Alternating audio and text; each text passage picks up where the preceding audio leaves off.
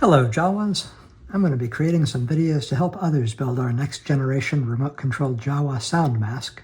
But before I do that, I thought I should have an overview video of the end product.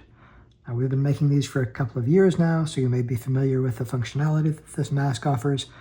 Recently, we've redesigned the electronics for better robustness and flexibility, but the basic functionality remains the same.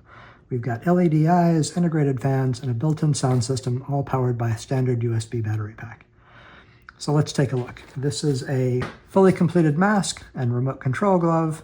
For robustness and stability, this is actually built on a polycarbonate softball mask, so there's plenty of padding and straps for your comfort. And as you can see, the battery hangs behind your neck.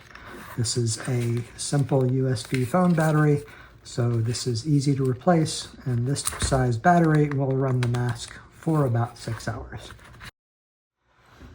So let's take a quick look at the actual functionality. I'll reach behind the mask and turn on the power, which gives us the glowing eyes and the cooling fans. Now this is the sound glove again. You'll see 4 buttons because we have a 4-channel remote control. This mask is pretty configurable with respect to actually what happens when you push the buttons, but for this one we have one button, of course, devoted to Utini, 2 buttons that do random Jawa noises, and the 4th actually lets you blink the Jawa's eyes. Now that may seem a little weird, but it can be amusing if you're interacting with somebody and you seem to blink at them.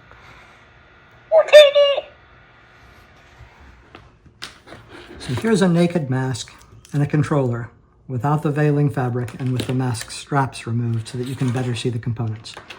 From the front you can see the eyes and the speaker grill and the fans on either side. If we turn it over, you can see the electronics, which are at the core of the sound mask. Everything works through this unified board, which we have custom designed for this mask. It all has external connections to everything that's not on the board, including fans, power, eyes, and speaker. These are all attached via these screw terminals. This is a change from prior versions of our mask, where these were all soldered together permanently.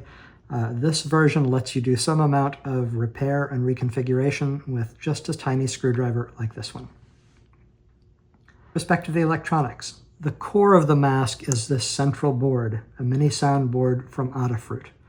The sound board itself is highly configurable, with each trigger being able to either play a specific sound, pick from a list of random sounds, or work through a defined sequence of sounds.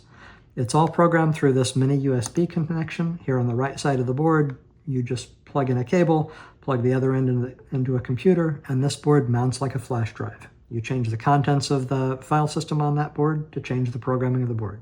So this is really powerful. To this, we add a volume control, an amplifier and volume control here on the left, and a remote control receiver here on the right. This basic setup gives us 4 channels of remote control. But our custom motherboard actually lets us add a second remote control receiver here on this empty spot on the bottom left. If you add a second receiver, you can add a second control glove, give you 8 channels of remote control into this mask and 8 different vocalizations. Should be enough for even the most loquacious Jawa, but honestly, just 4 is typically plenty. So our basic build just has a single control glove, and we leave off this second controller. Now let me clarify, because videos have a wide reach. The Great Jawa Horde is about Jawas helping Jawas. We don't build this mask or anything else on commission, but we freely offer our designs and the techniques for anybody to build them. You can build one for yourself, you can organize a group build for your garrison, or even build and sell them on commission. We say Utini to all these things.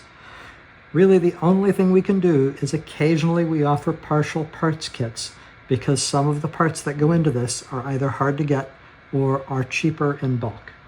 Now, when we do that, it's something we do out of the goodness of our Jawa hearts, when we have time and energy only. So please don't be disappointed if parts kits aren't available. But for the moment, let's assume that you have all the parts you need. The following videos will try to give you a rundown of how to put them all together to get a finished sound mask like we build in the Horde.